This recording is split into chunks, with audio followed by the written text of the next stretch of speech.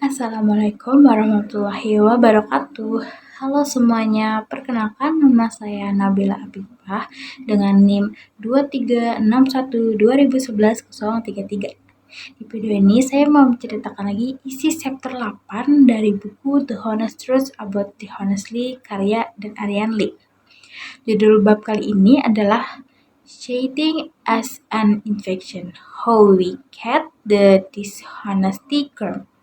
Kalau diterjemahin itu, kecurangan itu kayak infeksi, bisa menular, bisa menyebar, dan bisa jadi satu lingkungan itu ya jadi ikutan rusak.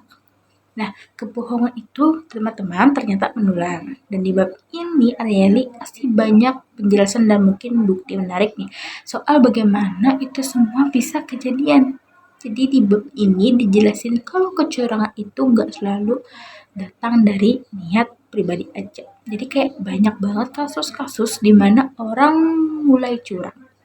Karena ngelihat orang lain curang, duluan kayak kita ngeliat dia curang, oh kita pasti mau ikutan juga.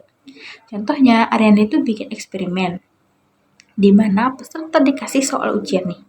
Ada banyak kesempatan orang buat curang. Misalnya jawabannya bisa dilihat diam-diam atau bisa langsung ngaku nilainya lebih tinggi daripada aslinya. Nah, dalam eksperimen itu tuh mereka nyelipin satu orang yang mungkin sengaja disuruh curang terang-terangan.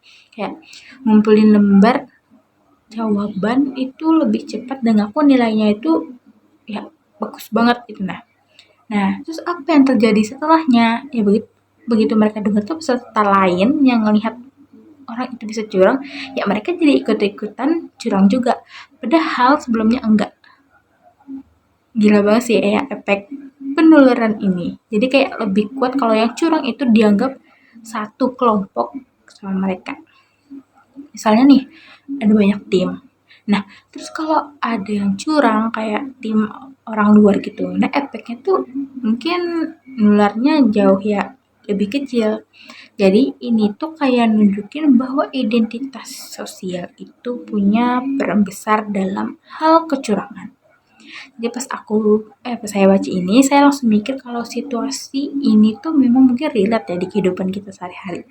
Misalnya kalau di kelas itu satu orang nyontek, nah terus lolos, terus besoknya itu pasti bakal banyak banget yang ngikutin ya.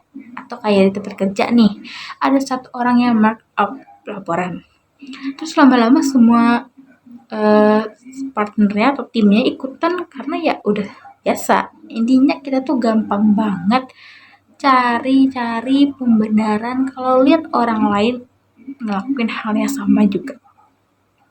Apalagi itu tuh orang yang kita kenal, kita percaya atau kita anggap kayak yaudah dia tuh kayak bagian dari kita banget gitu. Jadi kejujuran itu bukan soal pribadi tapi juga soal lingkungan dan mungkin norma kita ya yang mungkin kita lihat setiap hari. Dari bab ini saya jadi sadar kalau penting banget nih punya lingkungan yang sehat dan mungkin saling jaga integritas. Jadi kalau kita lengah, bisa aja kita ketularan itu tanpa kita sadari. Nah, itu tadi ringkasan chapter 8 yang menurut penangkapan saya. Maaf jika ada kesalahan dalam penyampaian saya atau mungkin juga terlalu cepat lagi. Wassalamualaikum warahmatullahi wabarakatuh.